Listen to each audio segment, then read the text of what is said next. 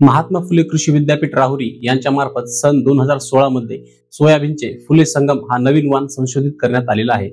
या वाणाची जोमदार वाढ, पुरेशा प्रमाणात अन्नद्रव्याचा पुरवठा आणि संरक्षित सिंचन सुविधा उपलब्ध असल्यास तुलनेने अधिक उत्पादन या गुणवैशिष्ट्यामुळे सदर वाण हा शेतकरी बांधवांच्या पसंतीस उतरलेला आहे। नमस्कार शेतकरी बांधवांनो, मी अजित आणि आपण पाहताय कृषी प्रवास। परंतु 2023च्या खरीप हंगामात पीक वाढीच्या फुलधारणा व शेंग भरण्याच्या अवस्थेत असताना पावसाचा पडलेला खंड, पर्यायाने पिकावर आलेला चारकोल रॉट म्हणजेच काळी कुज रोगाचा प्रादुर्भाव यामुळे लागवड क्षेत्र बाधित होऊन त्याचा उत्पादनावर विपरीत परिणाम दिसून आलेला आहे। बहुतांश भागात कोरडवाहू पीक असल्याने संरक्षित पाणी देणे शक्य झाले नसल्याने मुळाद्वारे होणारा अन्नद्रव्याचा पुरवठा न झाल्याने पाने निस्तेज होऊन पिवळी पडतात व झाड सुकून जाते।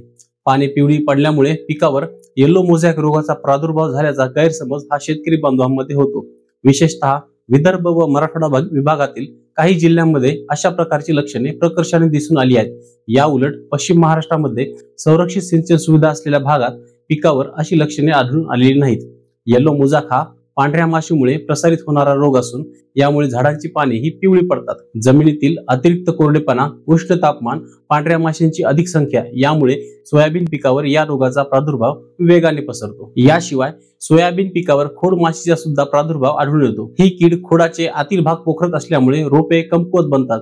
अशी बाधित रोपे पाण्याचा अधिकचा ताण व अन्नद्रव्यांचा कमी पुरवठा सहन करू शकत नाहीत। दुर्दैवाने बिगर हंगामी सोयाबीन पिकाची लागवड काही भागात झाल्याने या किडीचा प्रादुर्भाव अनेक भागात जास्त प्रमाणात होता। एकंदर खरीप 2023 हंगामात कमी पावसामुळे जमिनीत अतिरिक्त कोरडेपणा, वाढते उष्ण तापमान यामुळे चारकोल रॉट या रोगाचा प्रादुर्भाव तसेच खोडमाशीच्या प्रादुर्भावामुळे रोपास आलेला कमकुवतपणा, पांढऱ्या माशीची अधिक पैदास असून काही भागात येलो मोझॅक या रोगाचा प्रादुर्भाव अशा एकत्रित कारणामुळे फुले संगम व इतर काही जातींच्या सोयाबीन पिकांची पाने पिवळी पडून उत्पादनावर त्याचा विपरीत परिणाम झालेल्याचे दिसून आलेले आहे। वास्तविक पाहता सोयाबीनचे फुले संगम हे वाण उत्पादनाच्या दृष्टीने इतर प्रचलित वाणांपेक्षा अधिक उत्पादनशील असून शेतकरी बांधवांनी पेरणीसाठी सरीवरंबा किंवा रुंद वरंबा पद्धतीने पेरणी, संरक्षित सिंचन सुविधा, अन्नद्रव्याचा पुरेसा पुरवठा या बाबींचा अवलंब केल्यास सदर वाणापासून निश्चितच भरघोस असे उत्पादन मिळेल यात शंका नाही। चला तर पाहूया फुले संगम या वाणाची वैशिष्ट्ये। फुले संगम म्हणजे KDS 726 या वाणाची वैशिष्ट्ये खालील प्रमाणे आहेत। हे वाण महाराष्ट्र, कर्नाटक, तेलंगणा आणि तामिळनाडू या राज्यात लागवडीसाठी शिफारसीत केलेले आहे। लागवडीसाठी 45 बाय 10 सेंटीमीटर असे अंतर ठेवावे।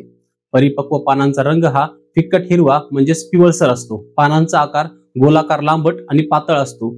तसेच 5 पाने व 4 पाने काही प्रमाणात दिसून येतात। या वाणाची वाढ उंच म्हणजेच 2.5 फुटांपर्यंत होते। 2 फांद्यांमधील अंतर हे थोडे जास्त असते। 2 ते 3 दाणे असलेल्या शेंगा एकाच ठिकाणी ह्या 4 ते 5 दिसून येतात। आकर्षक व पिवळसर रंगाचे दाणे हे या वाणाचे वैशिष्ट्य आहे। या वाणाचे सरासरी उत्पादन हे हेक्टरी 25 ते 30 क्विंटल मिळून येते। धन्यवाद।